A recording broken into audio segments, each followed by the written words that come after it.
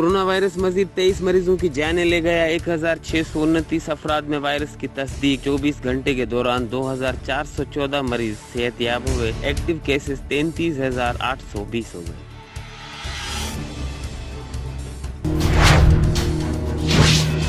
लाहौर के इलाके काहना में सरकारी स्कूल के क्वार्टर की छत गिर गई। मालिक की बीवी और बेटा मौके पर जाम बहक, दूसरा बेटा जख्मी।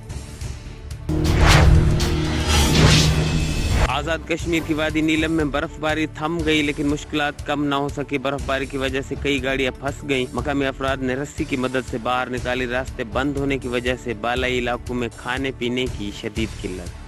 HRJDO न्यूज से अब तक के लिए बस इतना ही। मजीद खबरों और अपडेट्स के लिए देखते रहिए HRJDO न्यूज।